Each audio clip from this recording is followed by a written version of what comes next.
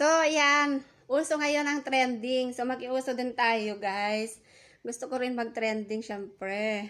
Sino ba naman ang hindi mag-trending yung video mo kapag yung mga kaldero, natakip-takip, mga timba, kayo ano dyan, na itakip-takip. Huwag na kayo magtakip-takip. Ano ba kayo? So, yun ay mga trending na para sa mga lalaki. So, ngayon, meron ding para sa mga babae.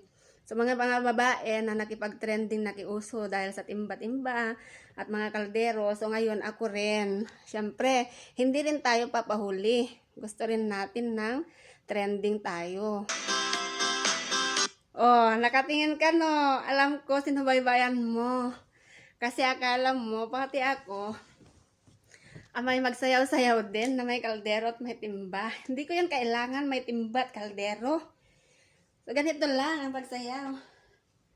In the river of Babylon, where we sat down, where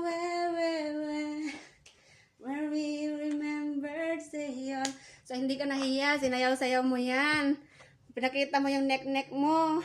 Pinakita mo yung dede mo, o ano yan, yung neck-neck mo, labas na. Hindi mo alam na yung kanta na yan ay ginawa na kanta pang praising, pang simbayan para sa mga sa mga kumakanta bilang isang bilang Kristiyano. So ano pang mo, bakit nakipag-trending ka? Pinakita mo yung neck mo, pwede ka naman makipag-challenge na hindi mo ipapakita yung labas na yung kabilaan. Hindi, syempre inaabangan nila yan. Maputi kaya yan, maitim kaya yan, may buhok kaya yan.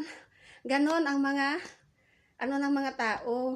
Kaya ikaw, sa susunod na makipag-challenge ka, tignan mo muna kung bagay sa iyo, yung bagay sa katawan mo, pang model o ano. Ganon. So, ayan, bye-bye. Thank you so much for watching.